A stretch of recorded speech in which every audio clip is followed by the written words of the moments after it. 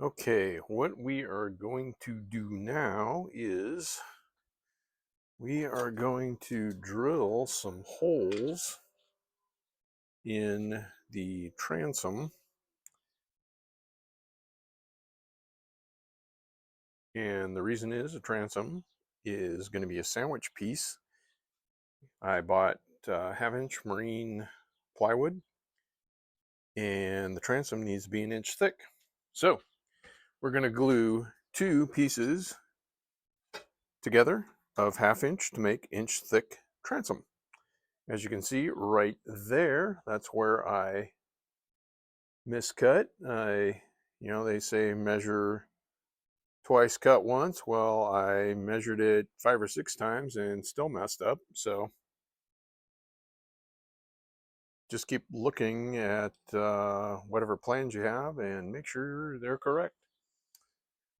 So anyway, I'm going to get to drilling here, and what we're going to do is we're going to glue these, and then we're going to set them with screws to hold it in place, and the glue will be a good permanent seal. Basically, we're just making doubly thick plywood because plywood's just veneer sheets glued together to make plywood, crisscross the grains of the wood to make it super strong. So we're just doubling up on that idea.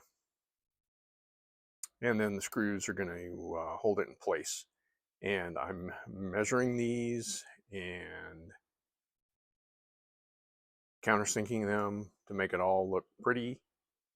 And I'm going to measure them out there to make it all look uniform and wonderful. This is going to be on the inside. This is the inside of the hole on the transom, and then probably paint this white, possibly black, because it may end up with an engine on it later, and you get oil on it and stuff like that, and it makes it look nasty. Backside is going to be stained and hopefully bring out the grain of the wood here, make it look pretty. And I'm going to set the camera on the tripod and get to this.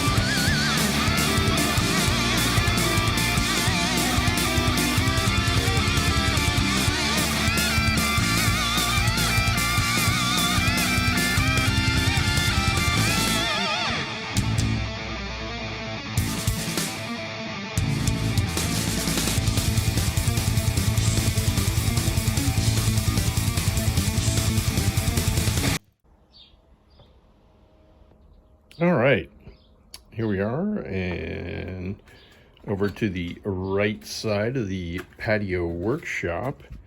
And the reason I'm filming this little short clip is the transom is assembled and glued, and it's cured. It's been assembled for a few days now. And shooting the shot here, and the reason I'm doing this is because I'm getting ready to cover it up. I have the pieces assembled for the which will be frame number 1. Assembled. No, they're not assembled. They're cut out, and getting ready to cover up the transom there because we're going to use that as our frame, so we are symmetrical. As I went and measured all the existing frames, and there's the ones that survived, and they're the 3 that didn't. I'll go to the piece of carpenter's paper, or not carpenter's paper, contractor's paper. Show you where I laid all this out. And frame 18, 14, and 15 did not make the cut.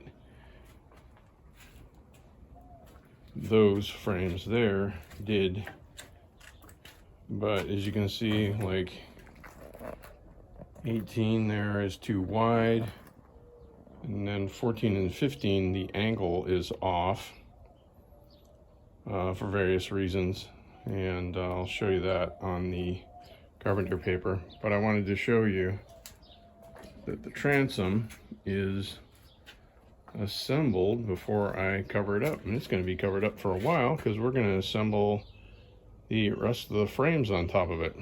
Beautiful piece of wood. That's actually the inside of it. The outside of the stern is actually a beautiful piece, and what we're going to end up as well, you can see, you might be able to see it here right there. This piece is going to get cut out because that is the section where the motor is going to lock in, and I think I explained that in a previous video. But outboard motors don't have that long of a shaft, and so that's why you'll see it cut out a lot of times in the section of a boat, is to get the shaft down into the water, and because the prop's got to engage the water. I've actually seen it and experienced it myself, where the bottom of the hull actually is holding the shaft out of the water, and the boat will be zipping along, and all of a sudden you'll hear the engine start screaming as the prop's out of the water. And I haven't experienced it myself. I've heard of it happening where a motor has gotten burned out because the prop is out of the water, and that might be because a lot of engines actually suck water up to cool the engine. They're actually water cooled because they're sucking water up into the engine to cool the engine. Don't know if that's true or not. I don't have that much experience with outboard motors. But anyway, just wanted to show you the transom before I cover it up with a piece of plastic so I don't get glue all over it, because I just cleaned all the glue off of the transom there. And then we're going to start gluing all 20 pieces of the frame number 1, which is at the 14 and 3/8 inches in front of the stern or transom. And then we'll do frame number 2, and so forth. Also, I had to buy another container of glue. I went through a whole gallon so far of glue, and then 2 pieces of 5mm plywood. I actually ran out of plywood, so I've got to buy some more, or I had to buy some more plywood. You can see it, some of the pieces sitting there. That's actually going to be the hull piece there, towards the front, and then I was actually able to off the side piece, right? That's what I was able to cut those sections for frame number 1 out of. And then I got the 2 whole front bottom hull pieces out of that. And as soon as I get another piece number 18, do I need 14 and 15? Yes, I do. I need to do another 14 and 15. And then I can do the front end of the boat, and then I can actually assemble the front of the ship and put that whole piece on. And then actually start assembling the front of the ship, or boat. It's a Navy joke. A boat is a smaller vessel that can be put inside a ship. So if you call something really big, like that cannot be put inside of another ship, a boat, like an aircraft carrier or something, hey, that's a really big boat. Some Navy dudes will just lose it. And it's, if you know that and do that to Navy guys, they'll tweak, and it's fun for non-Navy guys to do to Navy guys. Anyway, that's the joke you'll see me do periodically, I'll call this a ship, and it's not, it's a boat, because it can easily, it's only 23 feet long, so it can easily go inside of another vessel. So it's a boat, not a ship. But if I call it a ship, some Navy guys might get twitchy, which is fun for us non-Navy guys. So anyway, little inter-service rivalry joke there. Anyway, that's what's going on. And also I'm gonna, maybe not, I don't know, I got a lot of footage here. At some point a price list is going to show up, so I'll show you actually, because I have started spending a lot of money, or not a lot of money, so have started spending some money on this. This thing's still, I'm trying to think, am I anywhere near? I haven't even spent $200 on this thing yet. Boy, that makes me happy. Cool. I haven't even spent $200 on this thing yet. Yay!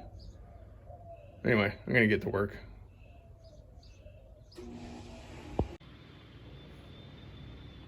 All right, here we are, back at the drawing board, as the folks say. And this is exactly why you lay something like this out. I did the math on the computer here, and oh, I hope the screen didn't freak out there. Anyway, as you can see, the goal being we have these all set up. This here is the, gotta get my finger in there so I can show you what I'm pointing at. That is the transom outline, that line right there, okay? Then we come here and we go to the next frame piece. That's going to be line number 1. That goes up nearly vertically, and I just roughed it out. Then we have 2 up to the top here. Then we have 3, 4, 5, and out to 9.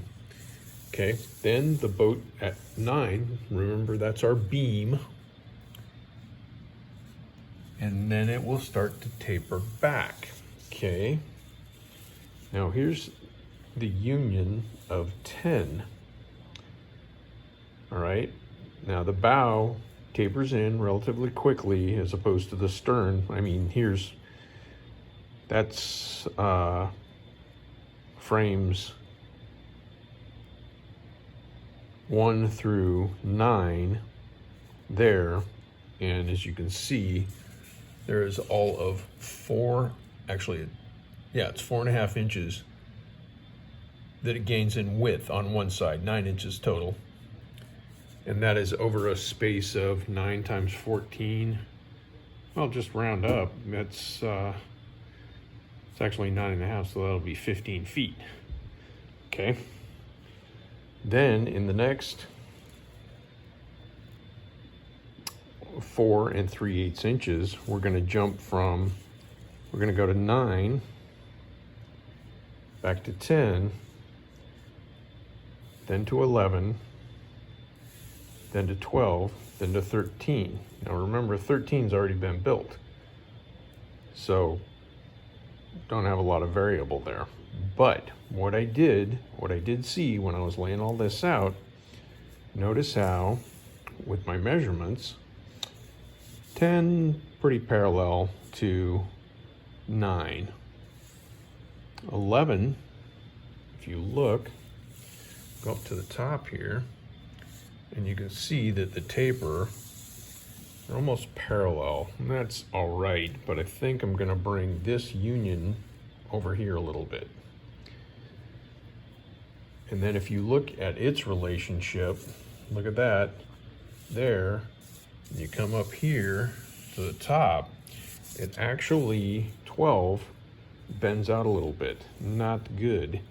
Okay, so what I'm going to want to do is I'm going to want to bring 11 in, and so this basically my boat side of the boat would be waving in and out. You don't want to do that because it's structurally unsound and you look stupid. So we'll get that squared away and get my measurements roughed out, but I should have done this to begin with. Problem was, actually I can lay this out real quick. There is the original drawing. Here, back up here a bit. Actually, if I can do this without making everybody puke with the shaky camera. There we go. There is 19 and 18 laid out, but I wasn't doing a good enough comparison between the various pieces like I should have been doing. I should have laid out the transom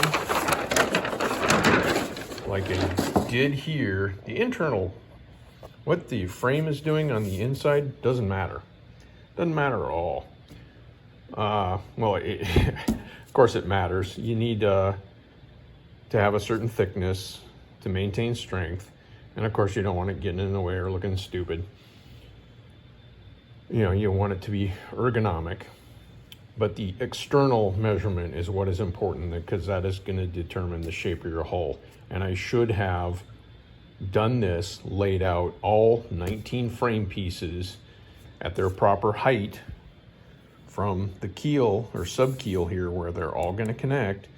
And what that would have caused, I probably would have run out of paper here actually, because I don't know if you caught it in the previous clip on here, but number 13 is actually sticking up probably 6 inches above the top of the transom, because the front of the boat, of course, is the bow is taller than the stern, so you can go through waves. And then also the other thing that is amusing is right here, the transom, this is 32 inches long here. There are no boat motors, except for ginormous ones that would probably sink the boat, that have a shaft that is that long. I have a boat motor, and it's known for being a short shaft, but 20 inches, that's not. I looked online, and that's kind of the standard. But anyway, if you mount a motor right here, 20 inches is right here. That's the top of your propeller. So your propeller is going to set right here, and yeah, it's going to be in the water. And once it starts pushing, all the water is going to flow around the stern, and your propeller is not going to be in the water. It's going to be sitting there, and you know, that's unless you've got a really crummy airboat like they have, you know, with the big propellers on them down in the Everglades and along the coast, the Gulf Coast of America. Then you want to, that's not going to work. The prop's too small and the engine's too small. Those things use big car engines, kids.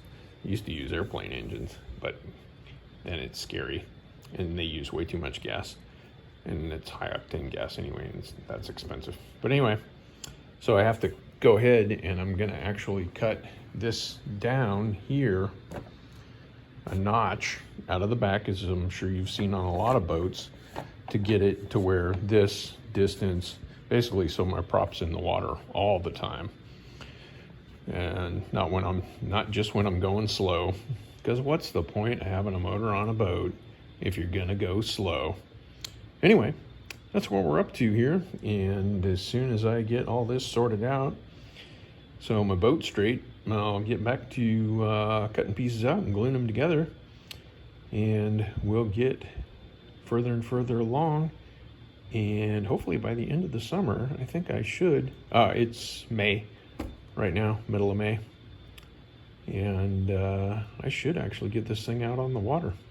You guys take care, and I'll throw some of these clips together and get them all on the interweb.